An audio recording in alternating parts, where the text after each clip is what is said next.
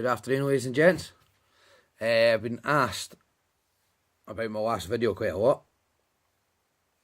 I've done this pink and white fly. It was glisten gun and it's Angelina fibre, pink. So a few people have been asking me, can they use ripple ice fibre the same? So yes, you can. So I'm doing an order just now of white and chartreuse ones, so I'll show you how we do this. So using these again, it's a Cuban Manta Extras size 6/0. I do love these hooks. They've caught me a lot of fish. I've never had any complaints on them yet, so super glue your shank for a start. Zap a gap. Nice handy little bottle. Thread I'm using 100 GSP from Viva, sorry. It's an all-round kind of thread for me now. It's a nice size, it's strong enough.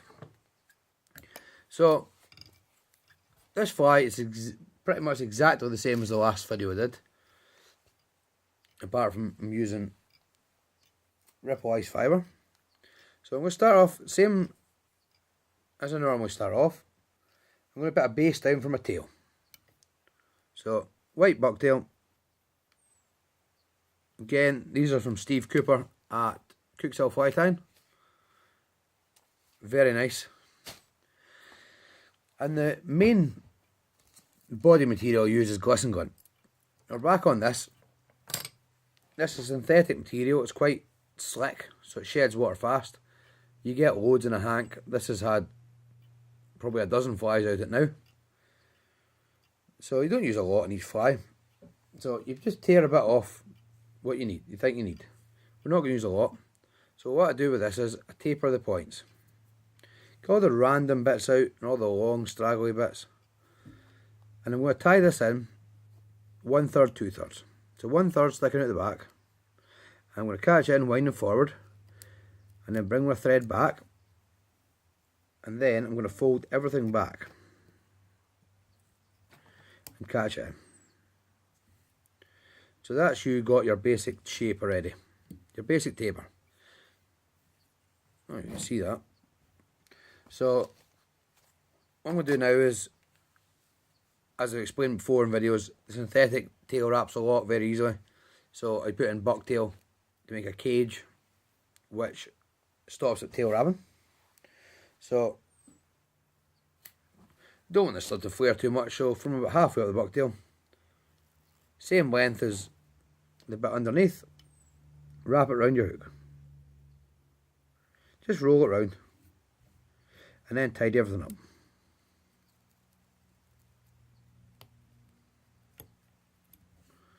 And now that stops the cage, so it only goes back halfway. Still gives it loads of movement in the water, but it just stops it tail wrapping every other cast. And then take your thread off. Wet finish, take your thread off. We're going to varnish. Varnish again. Rimmel 60 seconds. Don't be shy. You want it to soak right through. Makes a more durable fly at the end of the day. So, at the front, as I explained in my last video, I've started double reverse tying bucktail. And this is for durability, and it keeps the profile more, or longer. Especially after you've had a few dozen fish in these flies. So, I've super glued my shank and I brought my thread back 1/3. Now, I'll select a bit of bucktail from about halfway down the shank. And then I'm going to line all the points up. Take all the rubbish out, line all the points up. And what you're wanting this to do is, you're not wanting to do the same length as the butt. You want the first bit, you want it to be back a bit. So trim it to length. You're going to reverse tie. I'll get a lot of people sorry. A lot of people asking about rolling the bucktail round when you're reverse tying. You're not rolling it round. The trick is, you land it on top of your hook. Okay? with your butt sticking back the way. So swap hands and catch it with 3 or 4 loose wraps. And just the weight of your bobbin hole holding it on there. So then you push it down with your finger and you squeeze the sides. And that rolls right round. And then you pull your thread tight. If you want to trim these butts off, trim them off. This time, because they're short, I'm not going to. The old pen trick pushes everything back. And then bring your thread straight forward up the shank and over the top. And then create a dam with your thread, pushing the bucktail back to the desired angle for this fly. If you are having problems when you're making your dam, that your thread keeps on slipping forward, little trick, if it starts slipping, a little dab of super glue on your thread and then continue and it will be fine. So now bring your thread halfway between that bucktail bunch and the higher hook. And what I'm going to do now is take another bit of bucktail,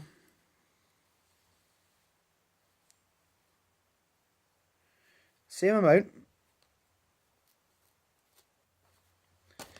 I'm going to do the same process. I'm going to get rid of all the rubbish.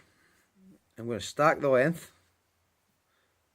All I'm doing there is I'm just holding it and bringing it through my fingers and just catching the last long bits out. But I'm going to tie this in shorter. Probably an inch shorter than the last bit. Just a little short, stubby bit. I'm going to reverse tie this again.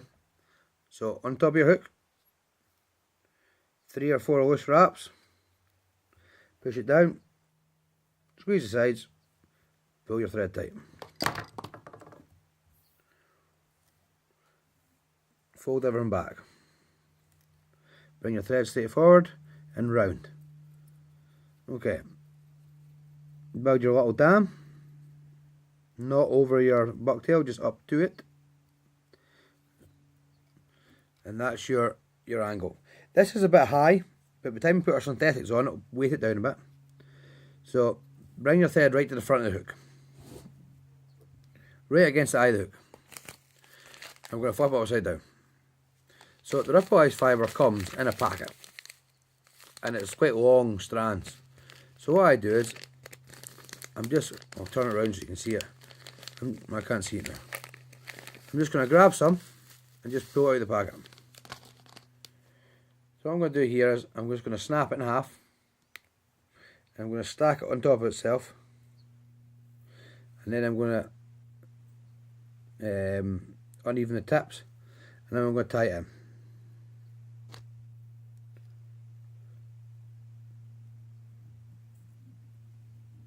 And fold it forward. No, it's just a mess. So fold everything forward and then tie over it again. We'll do the same again, but I'm just going to leave it a bit longer this time. We'll tie that in. This again is just building a taper up in the front of your hook. So flip it over and do the same at the front, on the top. But I'm just going to put a healthy bunch of long bits in. I'm not going to cut it in half. So catch it in, maybe 40% out the front, 60% back. Don't let it go like I just did, and then fold it forward. It's completely shrouding the eye of the hook. And bring your thread up, so make sure it's right against the eye of the hook. If you fold this back, you don't want a gap. So right, again, glisten gun.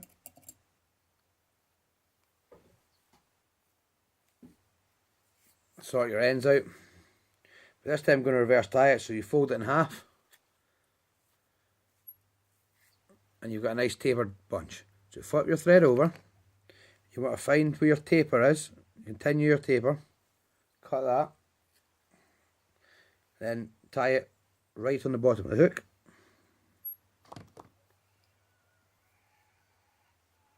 Flip your fly up the right way. More glisten gun. Just a wee touch more again. Always put a bit more on the top. taper your ends, fold it. This time I want it longer, and I want it to sit right back and create your taper from the tail to the wing. Cut it to length, and this time I'm going to put it on top. I'm just going to roll it down the sides a wee bit and then tie on. Tie it down.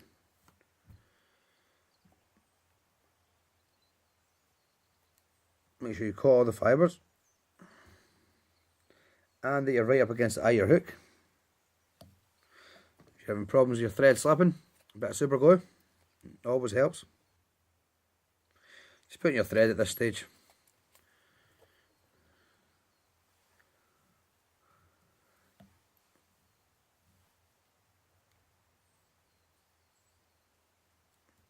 And then split this up. The trick with this is put your scissors through, your pointer scissors through. Fold everything back, bring your thread through,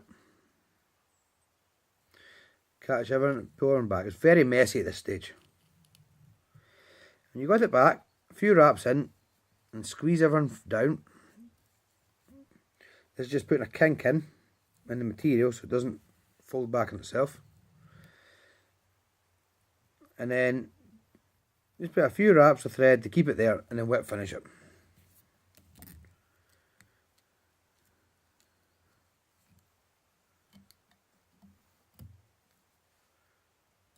Right, so now, kind of get the rough shape of it, but it's still not perfect, so a lighter just singes all the loose bits, all the stray bits.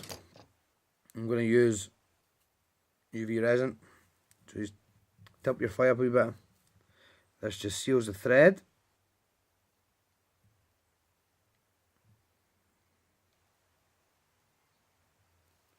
And before you let it go, zap it.